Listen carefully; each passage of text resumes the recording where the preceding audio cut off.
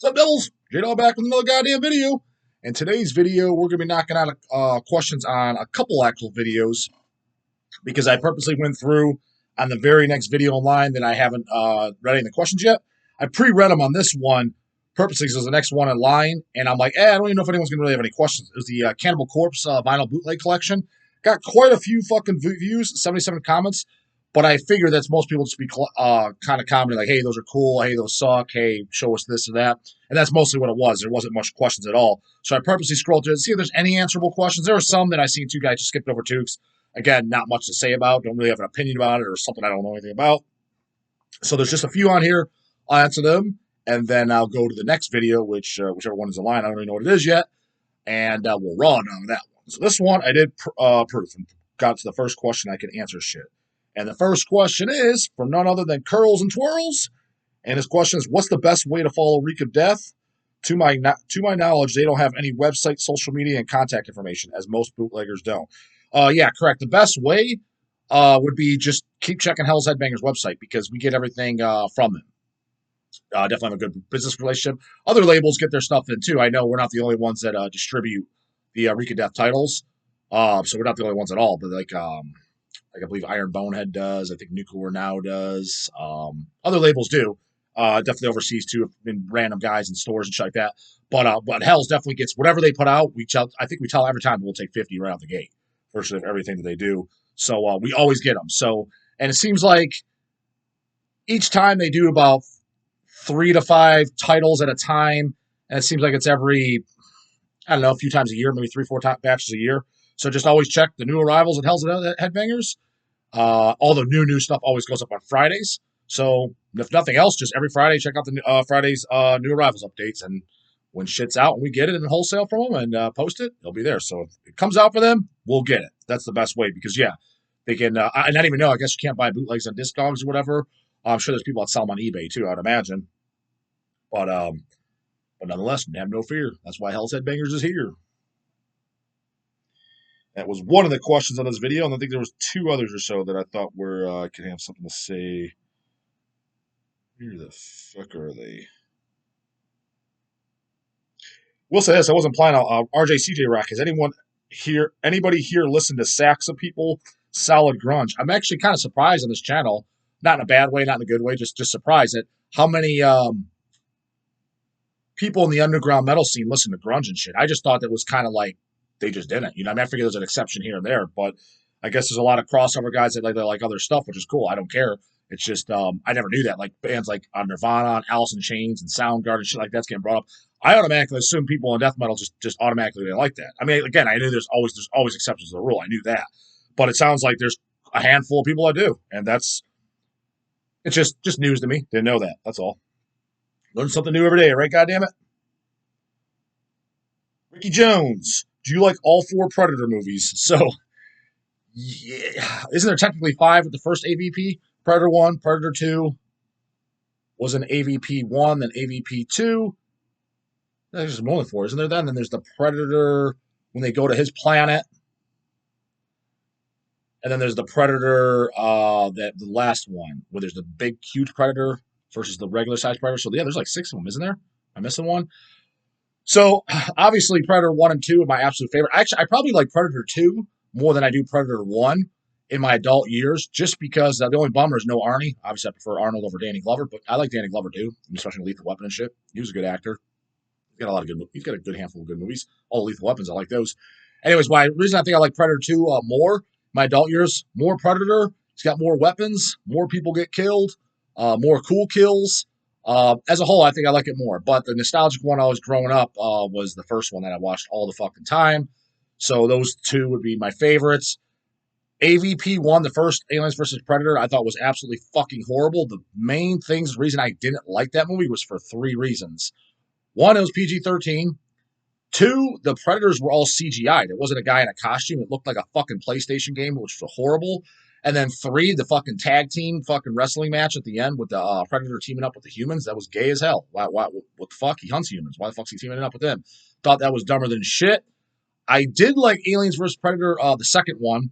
A little bit of teeny bopper shit that needed to go around the teenage kids, but since I think the one thing I kind of thought was cool about it, I think everybody dies in that movie, with the exception of people don't make it off of the plane at the end. Was it a handful of them? But almost the whole town gets killed and shit. So I thought that was pretty cool. Pretty much everybody dies. Kind of wasn't expecting that, and I didn't think since it's Aliens vs Predator, there was a bunch of different aliens, which they looked fine. They didn't look all fucking PlayStation-ish, and the Predator he looked okay too. He didn't look as cool as the first two, but he didn't look like a complete PlayStation game. I don't know if it was a guy in a costume or not, but it looked better than the first one at least, and it was rated R.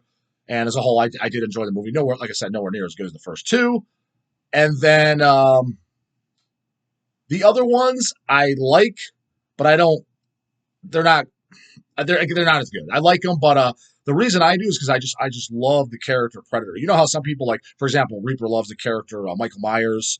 Some people love like Jason and Freddy and just characters of movies, right? I always just love the Predator character. By far of any movie my favorite. So it's kind of like anytime a movie comes out, I want to make them go see it just because I thought the Predator was so fucking cool. If aliens do exist, I always kind of hoped it'd be something like him. Which, if they were ever to prove that aliens do exist or something, it's going to be something boring and lame as fuck. Like there's bacteria on Mars. I'm like, that doesn't really fucking count in my book. Fucking boring. You know what I mean? I was hoping for something a little more exciting than that. And last but not least, from Haunted Hotel Records, any Carcass boots. Yeah, I do have a good handful of Carcass boots. Nothing crazy because there isn't a ton of them, but I will show my Carcass boots another video too. And I just went up today, so you guys did see it actually as I'm recording this. The video that went up today as I record this was the Slayer bootleg vinyl collection. So I knocked that one out. And then on my list, I'll add Carcass to the list. I definitely plan on showing my Mayhem bootlegs as well. And my Hemorrhage collection, because a few people asked for Hemorrhage. So I'll show no Hemorrhage bootlegs. I don't think there's any Hemorrhage bootlegs in existence I know of. That'd be fucking awesome. Somebody did like a live 2001 Hemorrhage bootleg LP. Sign me the fuck up. I'd definitely buy it. I'd love that shit. So what I'll do with Hemorrhage, I'll just show all my official shit, 7 inches and LPs. Because it's nothing crazy. Like, I don't know, I got like maybe 10 to 12 LPs between the full lengths, and then there's a bunch of splits and shit. And I don't think I own every LP. I think some of the compilation LPs, what they called forensic files type stuff, with their double LPs, got the cool cover art with Dr. Obnoxious or whatever.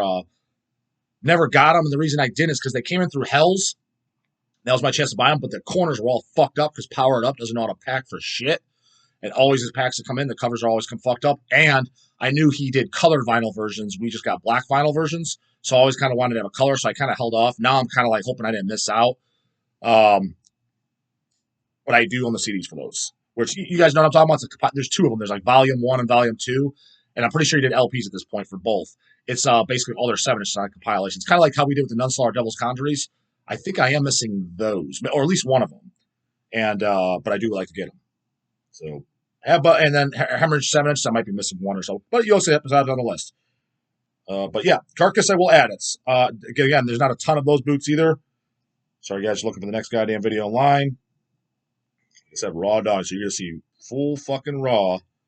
So, Cannibal Corpse. So, the next video online is more mellow, chilled out music. This J-Dog link. Let's see what we got here, bras. 1.3K views 2 weeks ago, 78 comments. See what the fuck we got in here. Oh, here's a pretty good one. Metal Musician 6996. J-Dog, got a good question. If you could bring one musician back from the dead, who would it be? For me, it's a tie between Dio and Chuck from Death because I never seen either of them live.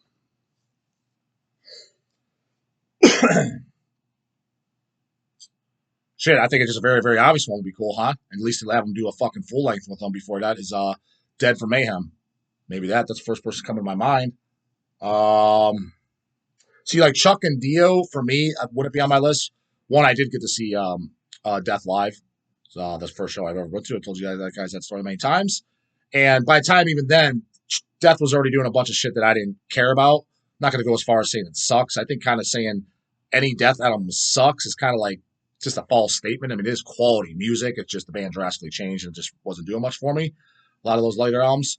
And Dio, kind of the same thing. Like, I mean, obviously I love, the first album of shit. Actually, I think Holy Diver is one of my favorite heavy metal records of all time.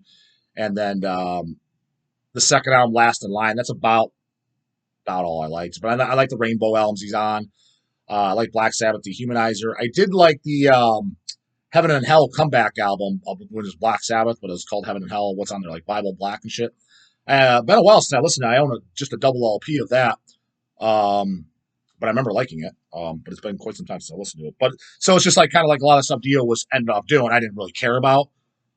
Same with Chuck. So that's probably why with it was supposed when Dead killed himself, he was still on shit he liked. But then again, if they brought him from the dead, and let's say he restarted with Mayhem now, which I think Mayhem could pull it together though. You know, between Necro Butcher and him, and I think they could write a good quality black metal album, Raise Him from the Dead. I think they could pull it off. So yeah, first one coming out. Let's go with Dead and Mayhem. That'd be cool. I'd go to that show. How about you, Devils?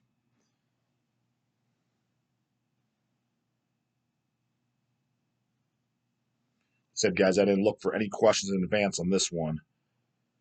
That way you get just a true, honest, fucking off the cuff answer.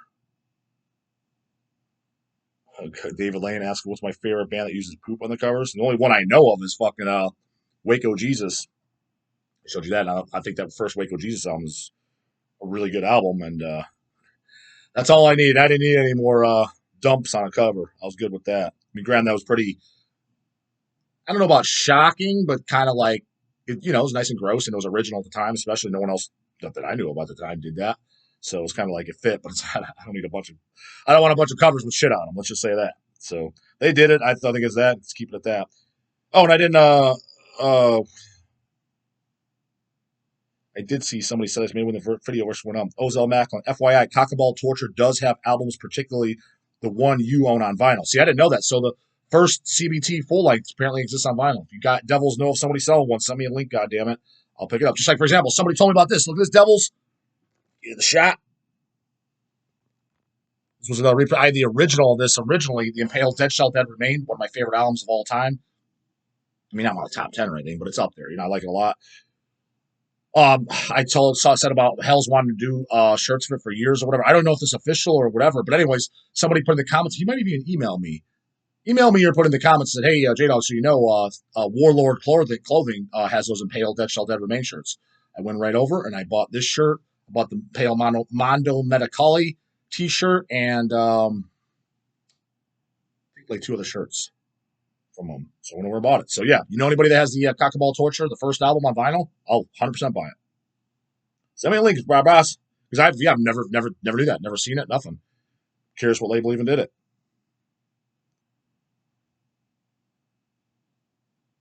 Human Brisket, since you say to ask you anything, J-Dog, I see you got coffee in the background sometimes. How do you drink it? Black?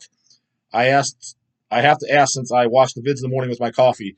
Technically, it'd be kind of black, but technically not. What I do is I just put a splash of unsweetened almond milk. So, like, if I ever have any type of, like, cereal or anything like that, because sometimes, like, when my carbs are getting high, instead of adding just more and more rice, it's just an easier way of getting some fast digesting carbs. I'll add, like, 50 grams of carbs from cereal, and instead of adding any, like, lactose-type milk or anything like that, I use this almond milk.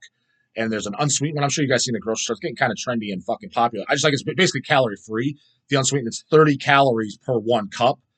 And like I say, if I have a cereal, I don't drink the fucking milk. Just pour it out. So it's like basically I'm getting like 10 calories from that.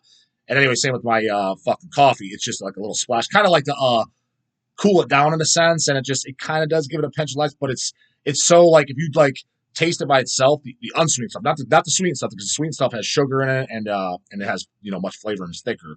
The unsweetened stuff, it's almost like water with a pinch of flavor in a sense. So I put that in there just because I have it.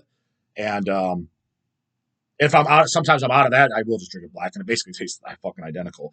I will say that I like actually like I stopped on my way. I did get a McDonald's coffee. This I got. Sure, before I shot these videos, McDonald's coffee is actually my favorite. When I do go there and I go in the drive-thru window, I get one cream and one Splenda or Stevia, whichever one they have, as long as it's calorie free. I never sugar. Just a calorie-free sweetener. Usually I ask for the Splenda if they have it. And that's what I get. So,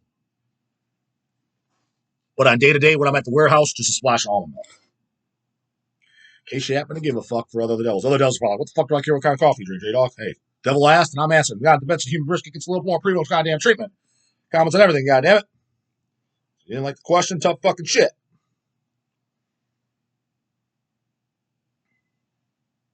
Leela Grove, I have Envenomed on vinyl. It came out on Lustonian Records. Got it on limited brown vinyl. Send me a link, brah, for an extra one. I would love to have that. Like I said, Malevolent Creation and Venomed, huge fucking fan. That one and Fine Art of Murder are two albums of obviously the very early. Fine Art of Murder might have been 99, 2000, and the Venomed I think was like 02, 03, somewhere around there. And those are I'm a huge fan of those records. I heard those when I was real young, teenager, and Dave Koolross on drums, Brett Hoffman on vocals. Fucking love those records. Big fucking fan. Total tens. Because I think I own Fine Art of Murder. Because I think Hammerheart Records did it a few years ago. And what I think I remember, I picked it up, I was a little disappointed. The cover was just all black, whatever, didn't have that skull. I'd have to double look and confirm that. But I'm pretty sure I have Fine Art of Murder on vinyl. But I definitely don't have Venom. Shelby Sims. Hey, J-Dog, do you know who the fluffer was for the Guts of Christ cover? Because that's an obvious quarter chub. Don't know who fluffed it, but that's Dawn of the Dead on the cover, a.k.a. Big D.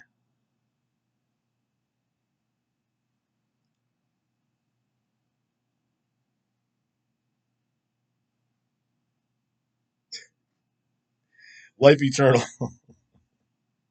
Would you rather listen to bad death metal or mediocre black metal?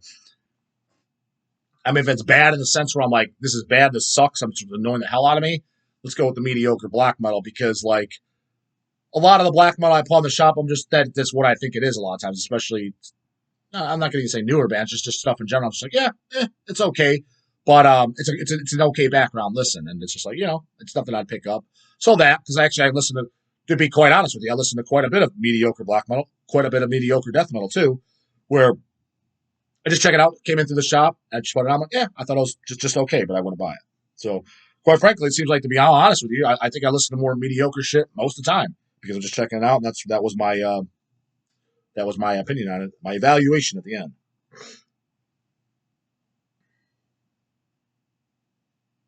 Oh, I see. So this video, I must ask a question too about other metal channels, and so guys are putting them in there. Most of the shit, other than Canyon Bickle, I got to be honest with you, I never heard of any of these guys or these channels. I've never heard of them.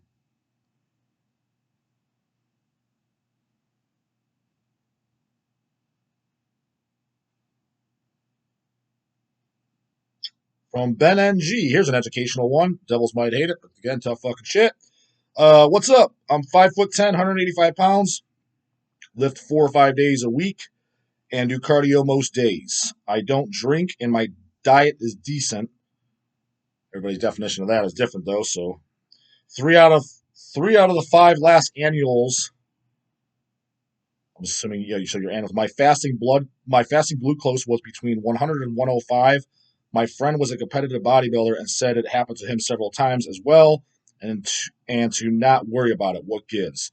So, Ben NG, I think this is a really good question because it's something I know quite a bit about. I've been in the same boat as you.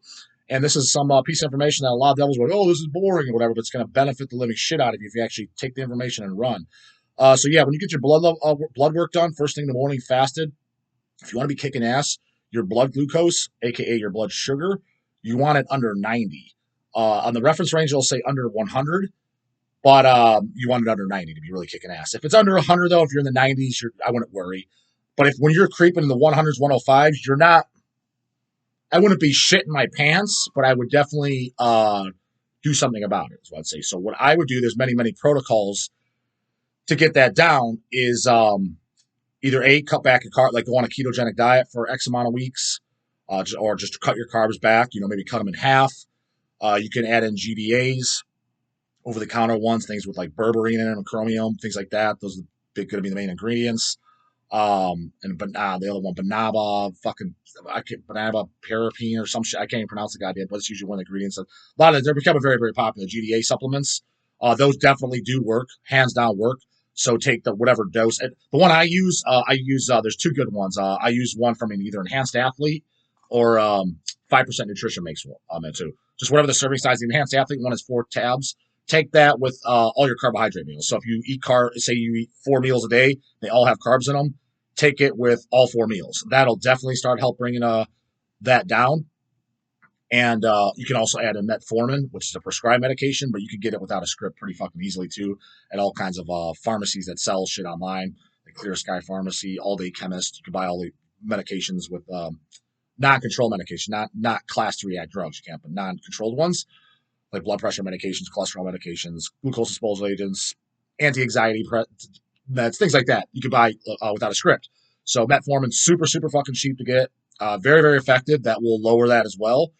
And the last thing you could do if you're being really extreme, if you're not going to lower your carbs, things like that, it's an extreme protocol. And I'm not going to give the protocol because I'm not feel comfortable without giving it because somebody could actually hurt themselves. Is adding in a long basal insulin to give your beta cells, your pancreas a break. You could do that too, but you'd have to do the fucking hire J-Dog protocol for fucking training and shit for me to give you that protocol because I wouldn't just be comfortable throwing it online because if you fuck it with insulin, you can actually kill yourself. So, but it's extremely safe if you know what you're doing. It's not dangerous whatsoever, anything to worry about.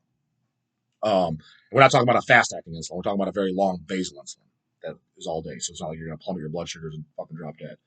But it's still, nonetheless, I'd have to give you that protocol. That you could do that too, and that would it's going to give your beta cells from releasing its own insulin a break because you have synthetic on board, and then your about 3 months of that, your beta cells should kind of restore. There's actually studies on this too, and I've done it on myself and other people, and it does fucking work.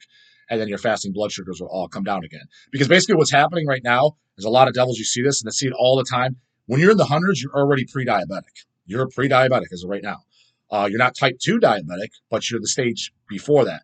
Doctors and shit, they don't start prescribing metformin until they see your fasting blood glucose. I think it's at like 150, which is fucking insane. If I ever if I ever got my blood work done and I had a fasting blood glucose of 150, I'd be shitting fucking bricks. And they're just like, it's not that bad. And they just put you on metformin. I'm like, that's fucking ridiculous. You should be putting somebody on metformin, someone like yourself at 100 or 105. And as far as your bodybuilder buddy, no offense to him, but yeah, he probably has it because he's running a shitload of growth hormone. Growth hormone raises your fasting glucose levels. So he's probably like, yeah, I had it, no big deal. It's like, well, you have it because you're taking fucking growth hormone. That's why you have it. And quite frankly, if you're running high doses of growth hormone, you need to be running insulin with it. That's kind of again, another fucking, I would have to tell you in person how to do it because I wouldn't want to fucking hurt anybody. But it doesn't sound like he knows that information. But yes, again, you're not dying, but I would you address the situation kind of like you hear those things like, oh, you need to go to the doctor. You didn't go to the doctor 10 years. It's like, well, you waited 10 years. Yeah, now you had the warning signs. You just well, whatever. It's only going to get worse, worse, and worse. What I tell everybody, look at your current numbers, add 10 years of that. If you're not going to change anything, what do you think it's going to be in 10 years? It's going to be much worse. So your future's written on the wall if you're not going to make changes. But what you have is extremely fucking easily fixable. Fix it in 6 weeks easily. So wouldn't be worried, but I'd get on top of it, brother. We'll make one last goddamn question. Mushroom Leg. Were you able to see Empatego when they reunited in 2007? I was a junkie loser at the time and missed an opportunity of a lifetime. You know what? I didn't. Wasn't that in Chicago? And I almost did go. I think it was Kanye, Jim Kanye, a.k.a. Jim Sadist. He went, I don't know if he went with Don or whatever, and he invited me, and I don't remember why I didn't go. I think something was going on or whatever. Maybe I thought they'd come to Cleveland. I don't even remember what the reason was. Maybe I was out of town already that weekend. It's something. Because I definitely wanted to see Empatego, United's tour and show. I missed it for that, but I was invited to go, and I do remember that. But I'm almost positive it was Chicago, 2007, right? Fuck, it's already 15 years ago, so it was a reunite. Because that would have been, they figured, what was that, their 20th, they're advertising their 20-year anniversary. If I'm mistaken, did they do the live CD for that, which I have, because they started in 87, that's about right. Is that the first demo? All you need is cheese? All we need is cheese, isn't that 87? I think so. But it's funny, when we did our Hell's Head Bash, the first or second one, I think it was the first one, not the one at the warehouse, but the actual 3-day fest. Mark from Empatego was there.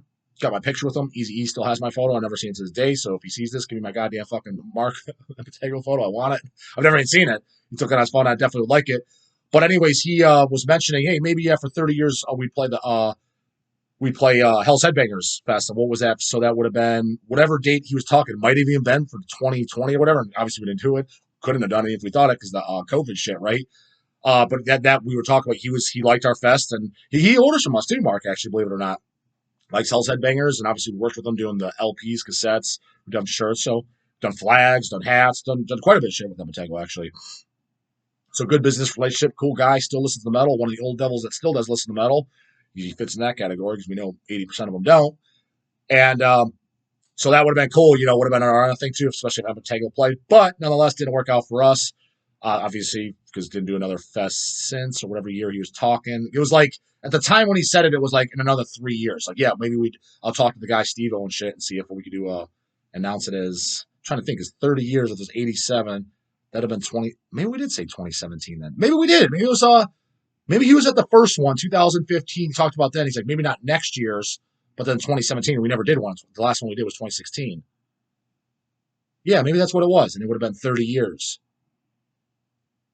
Yeah, now that we're 2022, that'd be 35 years. Who knows? Maybe in 5 years we'll do no one. 20, it'll be 40 years, right at the rough for it. But yeah. So I've never seen Epitego to date, and I'd absolutely love to. It'd be fucking awesome because even on the live comeback album, not comeback album, the Reunite show you talk about, the live disc, Steve-O saying tons of funny shit and telling here's another oldie, but aren't they old? You know what I mean? Funny shit, and sounded like it was an awesome time, and I missed out, and so did you, but it is what it is, and that's why when shows and stuff come up, guys, like I always try to, I tell it to myself too, especially with bands I like, don't make excuses to fucking not go because I'm tired or I got something minor going on, because nothing else, the way I look at it, you're just making metal memories, and I'm appreciating that now more than ever, looking back at like, kind of doing these videos with you guys and looking at photos and shit. You're like, fuck, did a lot of shit then. It's kind of like now just to sit at home and not do anything. It's like, wow, you're just rotting away, just existing, not even living your life. So I'm making every effort when stuff comes around. Now, I'm not one of those guys I'm just going to go to every show. It's got to be shit I like. If it's like, yeah, local band